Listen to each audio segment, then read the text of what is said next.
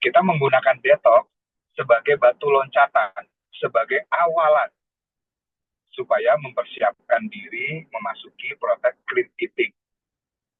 Jadi kita bersihin dulu nih semua kotoran-kotoran kita. Kayak kayak kalau di rumah mau ada tamu, kita pasti bersih-bersihkan supaya tamu datang nyaman. Nah, jadi kita bersih-bersih perut, kita bersih-bersih dulu dengan proses detox. Jadi lebih lebih beser gitu ya, lebih lancar buang air kecil, lebih lancar buang air besar. Kita lemas, kita dingin itu sudah bagus, kita cleansing badan kita akan memasuki clean eating. Tadi di grup WhatsApp sudah aku share sekilas mengenai clean eating. Apa yang akan dilakukan, apa yang akan dimakan, apa yang boleh, apa yang nggak boleh.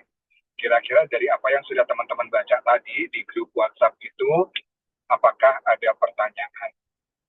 Aku atau Siska nanti bisa coba bantu jawab. Oke, Silakan, Sis. oke. Jadi Manfaat dari clean eating. sebelum masuk ke clean eating, mungkin ada yang mikir gini, detox itu proses cleansing. Cleansing itu barometernya apa sih? Emang benar 3 hari bisa cleansing? Emang bisa clean gitu? Eh, Tiap orang beda-beda. Jadi kenapa kita ngambil 3 hari? Karena satu, detoksifikasi atau proses pembersihan atau istilahnya badan kita restart lagi. Itu kalau kita tidak bijaksana, misalnya kita over detox misalnya let's say 1 minggu. Nah, itu akan jadi satu hal yang berbeda. Jadi saya pernah ngalamin sendiri, saya pernah coba detox dulu ketika gemuk itu 1 minggu dan walhasil akhirnya gula darah saya turun drastis. Turun drastis jadi bikin kelayangan. Nah, itu sebenarnya nggak boleh juga.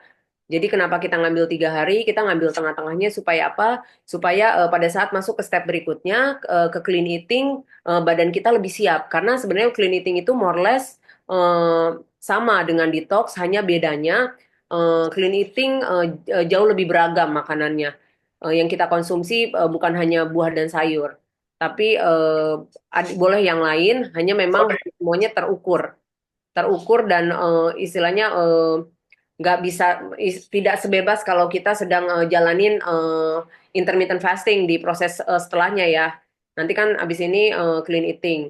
Nah, kalau clean eating yang saya pernah jalani, clean eating sebenarnya macam-macam.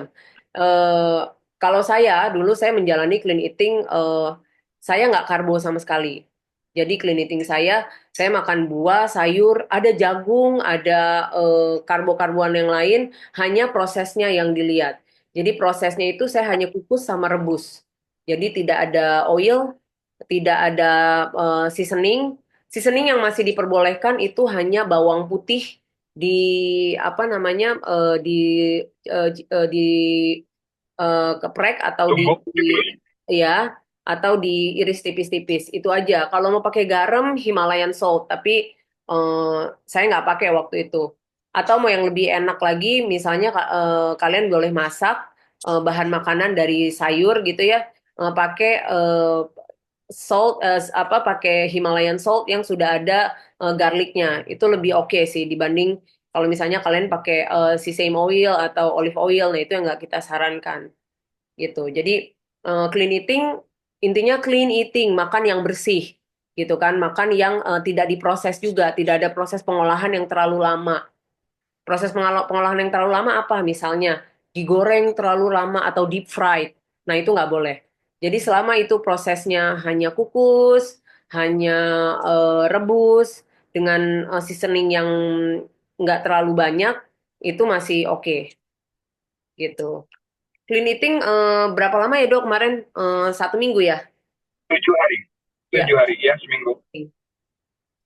Nah mungkin dok bisa dijelasin clean eating makanannya yang Ya, boleh apa sih yang selain buah sama sayur? ya. Nah, pada proses clean eating, apa yang disebut bersih gitu ya, apa yang disebut clean, itu adalah makanan-makanan yang non minyak. Itu satu ya. Non minyak itu maksudnya yang goreng-goreng-goreng. Nah, terus selain itu juga tidak ada, tetap ya, tidak ada tepung-tepung, tidak ada nasi. Jadi kita ada substitut karbo. Substitut karbohidrat itu nanti bisa didapat dari ubi, singkong, jagung. ya. Nah, yang penting dari clean eating adalah tidak adanya makanan kemasan. Karena sayang kan, badan kita yang selama ini ngendap, kemarin sudah kita bersihkan dengan proses detox, kita masukin lagi produk-produk kemasan. Jadi perjuangan perjuangan melemaskan, memusingkan, mendinginkan selama 3 hari kemarin akan percuma kalau kita masukkan lagi dengan produk-produk kemasan. Kita nggak usah sebut brand, nggak usah sebut merek, cuma apapun kemasan itu biasanya di dalamnya sudah ada pengawet, sudah ada zat kimia, eh, sudah di dalam proses pabrik. Jadi sudah tidak clean, meskipun meskipun klaim dari produknya dia clean. Jadi kita harus bisa lebih bijak, kita harus bisa lebih memilih mana yang beneran clean sama mana yang clean kata sales. Ya, kata sales clean, kata marketing, kata iklan clean. Belum tentu itu beneran clean. Kayak tadi, nah, itu tidak bagus karena seberapa dia clean murninya pun tetap namanya dalam kemasan sudah pasti ada ini itunya, ada proses-prosesnya. Nah, tadi Siska juga sampaikan deep fried. Jadi dalam proses clean eating karena tidak ada minyak, kita hanya bisa yang paling bagus ya, rebus, kukus, bakar. Rebus, kukus, bakar. Anything rebus, kukus, bakar. Kalaupun mau goreng, tidak deep fried. Jadi gorengnya hanya tumis, masih oke. Atau pakai di apa pen namanya sih, fry pan apa namanya? Eh, Itu bisa nggak teknik sauti pakai air aja, nggak di frying pan biasa, maksudnya yang gitu. ada satu teknik masak namanya air, Nah itu kita bilangnya ya. sauti, Jadi kalaupun mau masak pakai air aja, nggak pakai minyak. ya gitu.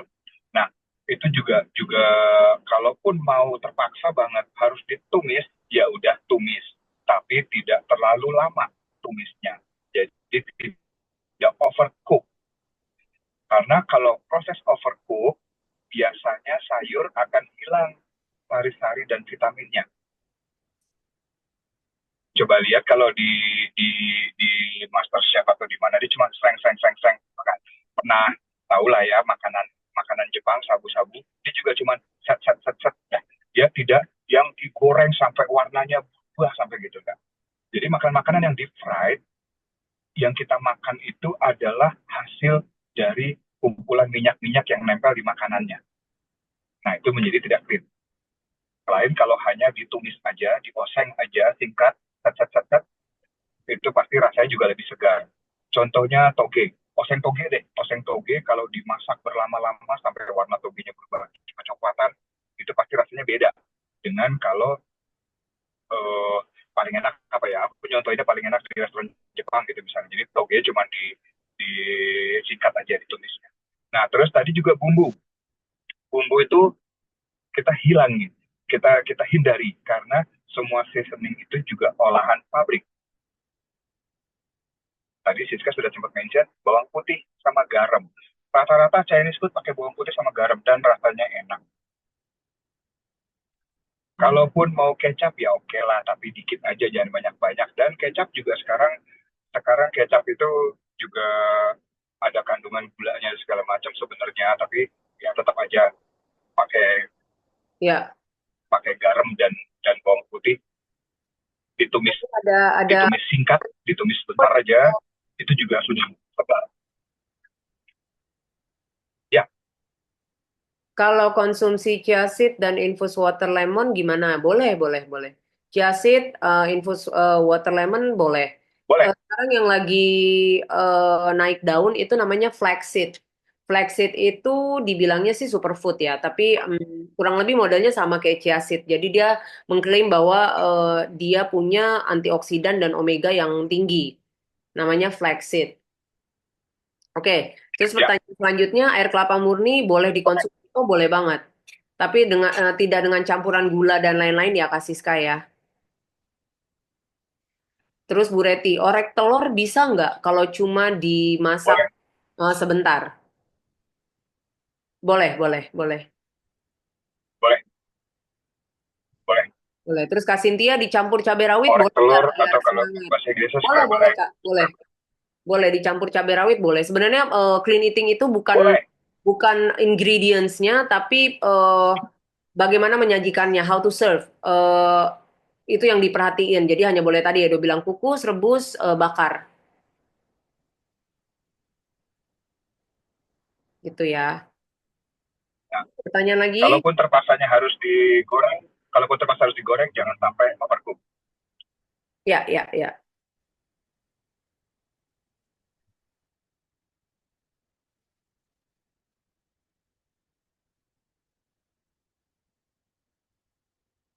Nah, ini kan seperti yang Siska bilang tadi ya, jadi lebih mudah dari detox, ya kan? Karena kita sudah masuk tahapan selanjutnya. Trikinya adalah di karbohidrat. Jadi kalau kalau tadi sudah tidak ada pertanyaan mengenai cara penyajiannya, cara mempersiapkan dan cara masaknya, cara preparingnya, kalau masih ada pertanyaan silakan kita bahas. Kita akan lanjut ke ininya sekarang, karbohidratnya. Nanti setelah karbohidrat kita bahas protein ya, Sis.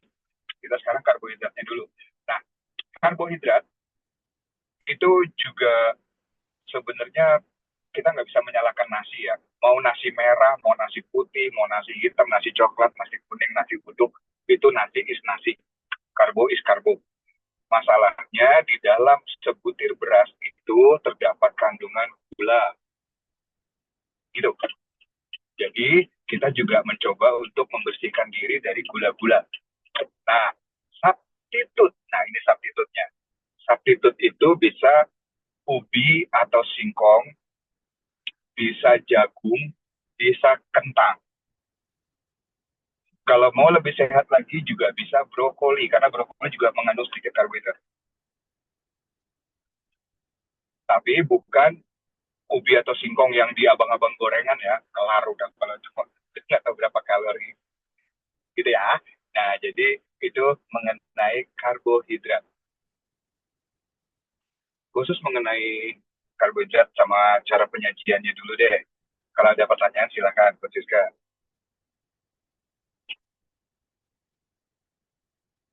Ada yang masuk di chat?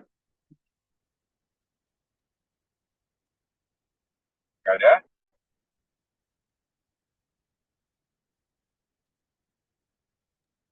Nggak ada yang masuk ke chat. Oke. Oke, Jadi next do. oke. Oke.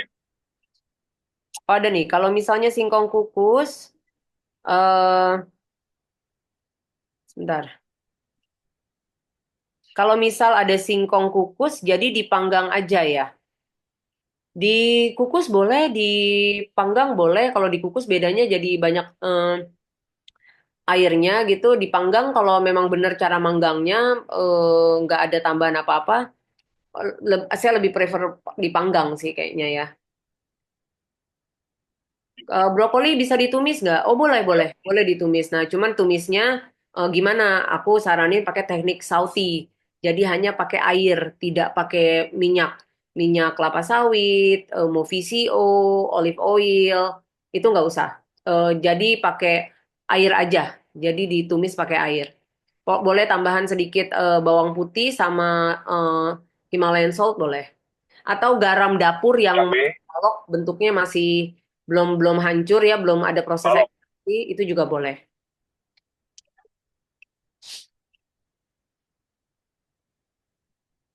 Ikan pepes gitu, Coach. eh boleh Boleh sih, tapi balik boleh lagi seasoningnya ikan ya. pepes. Jangan terlalu banyak. Kalau kalau seasoningnya rempah-rempah, rimpang-rimpangan, misalnya daun-daun apa, itu masih oke sih. Nggak apa-apa. Yang penting jangan pakai micin gitu ya. Kalau saya singkong direbus lebih enak. Iya, nggak apa-apa. Singkong direbus boleh. Tapi garam yang dipakai Himalayan salt atau garam balok, bukan garam meja gitu ya.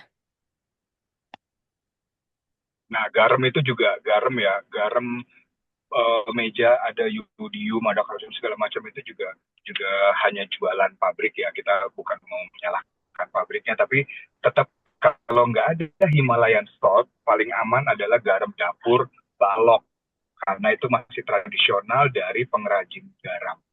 Mereka petani-petani garam tidak pakai apa-apa. Mereka nggak punya kemampuan untuk menciptakan pabrik dengan bahan-bahan kimia kan. Jadi masih lebih sehat. Nah, terus ada pertanyaan lagi, ubi cilembu boleh nggak? Ubi cilembu boleh kalau bisa dipastikan memang Boleh. itu asli.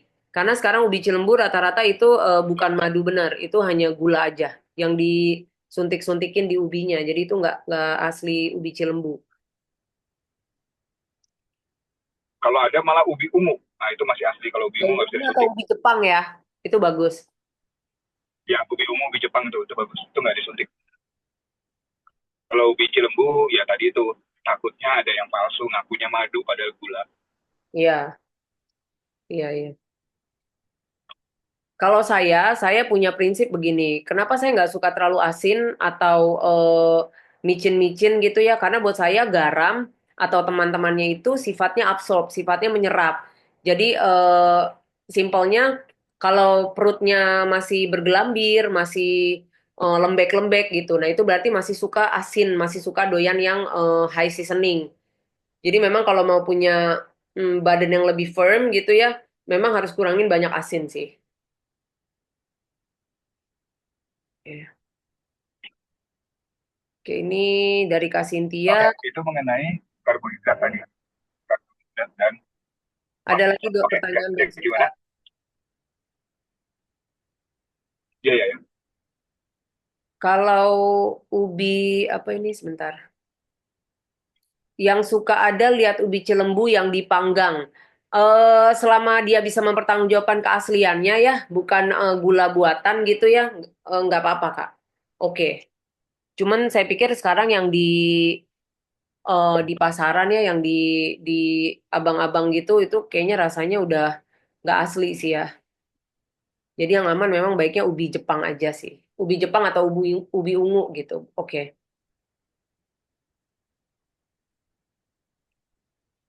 Itu pengganti atau substitute dari karbohidrat. Ya, Ya, ubi, singkong, jagung, ubi, singkong, jagung, jagung, kentang. Itu semua oke. ya, Kalau ya. tidak, kita Yang bahas protein. warnanya ungu-ungu. Nah, itu dia Ya, nggak ada gulanya. betul. Itu bagus. Oh, itu enak tuh. Itu Itu mengenyangkan enak tuh. sekali. Ya, itu enak tuh. Mm. Oke, kita masuk ke protein. Nah, Ya, protein juga disarankan. Protein tinggi. Protein tinggi bisa kita dapat dari hewani sama nabati. Kan? Nah, protein yang dari hewani itu semua bagus. Daging-daging, ayam-ayam, ikan-ikan, telur, semua itu bagus. Nah, kalau yang dari nabati, itu protein yang bagus adalah toge, tahu, tempe, brokoli. Itu semua protein yang bagus. Cara pemasakannya, balik lagi ke yang tadi. Bisa direbus, bisa dikukus, bisa dibakar. Nah, kemarin waktu aku ngomong gini ke salah satu klien aku yang ada nanya, kalau sate boleh nggak? Sate boleh, karena sate dibakar. Ya kan? Boleh. Yang nggak boleh itu sementara di proses clean eating, yang tidak clean adalah lemaknya. Jadi kalau makan sate kambing, dagingnya doang. Lain kalau dengan prosesnya, dengan sistemnya diet keto ya. Kita tidak bahas keto, kita tidak bahas sistem yang lain, kita hanya clean eating. Jadi kita tinggi protein. Ikan, semua ikan bagus. Cuma berhati-hati terhadap seafood. Karena ada beberapa seafood yang eh, tinggi kandungan kandungan lemaknya. Kalau ayam, saya rasa semua ayam bagus.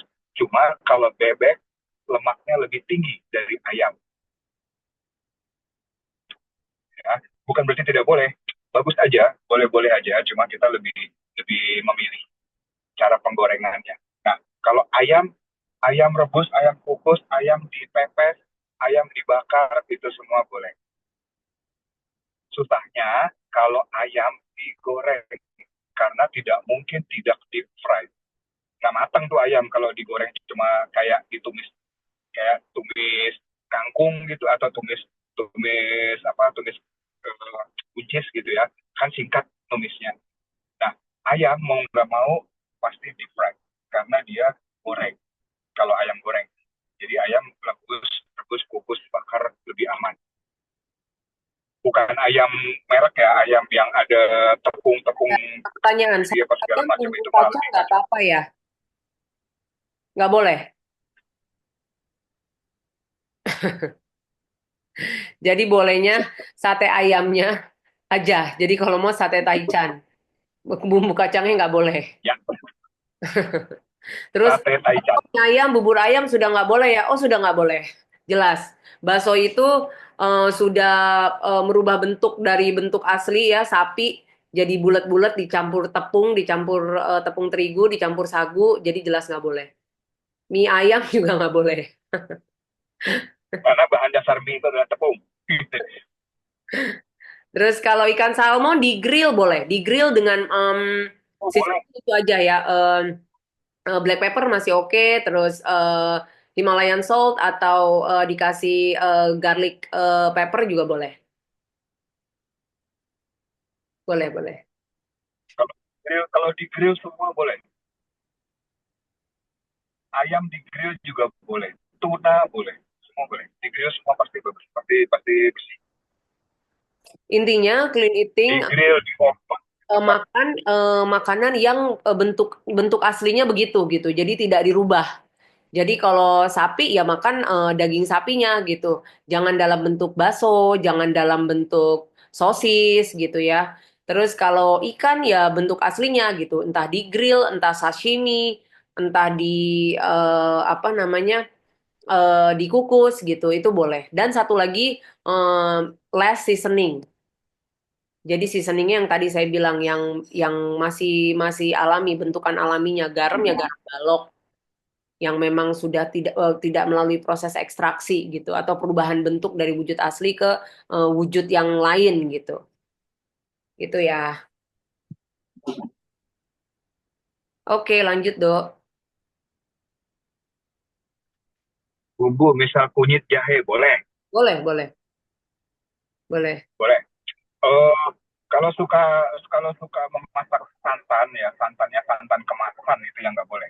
Tapi kalau santan kelapa diparut tradisional parut itu mungkin aku rasa masih masih lebih oke. Tapi Jadi baiknya dia tidak. tetap less Baiknya ya, tidak tetap less sih. seasoning, tapi baiknya tetap tidak. Karena ada nih yang nunggu-nunggu opor ayam. Maaf ya Bu. Kalau asik bisa makan sashimi malam ini kan belum, kan masih Bagus. kan masih deadline. Oh, kan iya opor ayam. Aduh. Gitu. Jadi sebenarnya gini, proses diet itu kan banyak macam ya. Diet secara pengertian secara keseluruhan kan yang kemarin kita udah bahas. Nah, tapi bagaimana kita menjalani diet yang sesuai? Nggak ada diet yang paling benar tuh harus begini gitu, nggak ada. Semua sangat disesuaikan dengan kebutuhan, dengan background masing-masing, sama satu lagi kemampuan gitu loh. Jadi kalau memang dirasa begini, diet itu banyak macam. Tapi kalau misalnya kita ngerasa bahwa diet ini nggak cocok sama kita, jadi dia tuh kayak obat kadang cocok, bisa enggak. Tapi yang kita pilih memang yang sangat general, which is semua orang bisa bisa jalanin dan puji Tuhannya sampai detik ini semua yang kita pegang dengan pola diet seperti ini eh, tidak ada yang gagal. Nah, gagalnya satu ketika klien kita nggak komit itu aja. Jadi detox, detox, clean eating, intermittent fasting itu semua cara-cara yang saya pikir sangat manusiawi gitu. Bukan diet yang ekstrim, bukan diet yang aneh-aneh gitu. Hanya memang penyesuaian badan kita sama satu sistem baru yang mau kita create nih di badan kita gitu loh. Roti gandum, sari roti coach tidak. Itu roti gandum bohongan. Roti gandum Pabrik. aslinya tidak begitu. Roti Itu gandum roti gandum itu tidak tepung, enak, tidak tepung dan lembut, bikinan pabrik. dia keras, dia berat, dia memang mengenyangkan. Tapi kalau yang sari roti itu roti gandum bohongan. Jadi masih enak, masih lembut, masih wangi. Itu udah bukan roti gandum, dia campuran tepungnya udah banyak gitu.